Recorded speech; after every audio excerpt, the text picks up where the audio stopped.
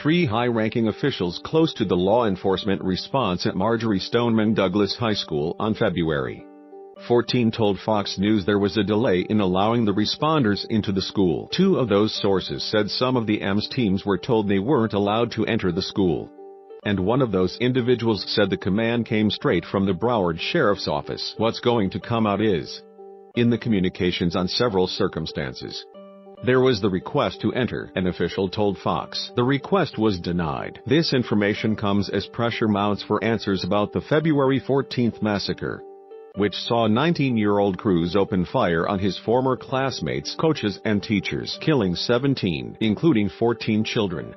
A Broward spokesperson said in a memo released Saturday that said there are multiple investigations being conducted into the shooting. Investigators will not be rushed or asked to jump to conclusions, the memo read. Their investigations are thorough and methodical as they take and compare witness statements, review dozens of incident reports, transcribe and analyze numerous radio transmissions, listen to more than 8,911 calls. But the officials who spoke to Fox suggested that the problem came from the sheriff's office itself when they were stopped from entering the school on the day of the shooting. Multiple sources said that instead of letting EMS enter the school, police officers and deputies were bringing victims out to be treated.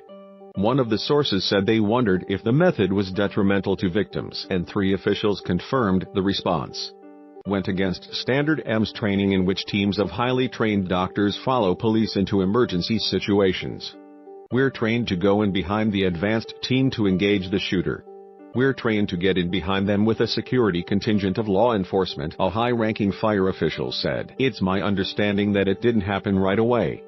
There was a delay. Everything I was trained on mass casualty events says they did the wrong thing, the responder said. You don't wait for the scene to be cleared.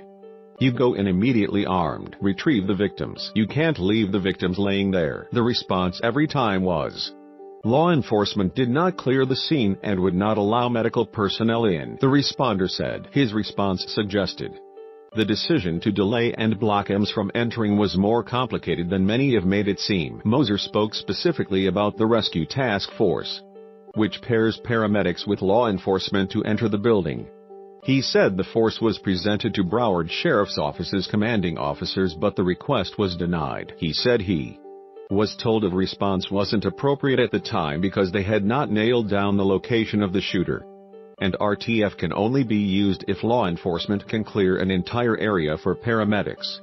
It is possible that those that are upset about not being allowed inside simply do not have all of the information that our law enforcement partners had in making their decision, Moser said. These new allegations that EMS responders were blocked from entering the school came as Florida Governor Rick Scott launched an investigation into the Broward Sheriff's office response. Last week, Broward County Sheriff Scott Israel said the resource officer at the school, Scott Peterson, never entered the school despite knowing that an active shooter was inside. Peterson released a statement after he resigned his job, saying he felt his actions were appropriate. He said he feels he will eventually be exonerated of accusations of dereliction of duty. Broward County Deputy Scott Peterson's attorney has said his client has been unfairly described as a coward for following protocol, claiming he thought the gunfire was coming from outside the school. Israel also said last week that 3 other officers are also on restriction following the shooting.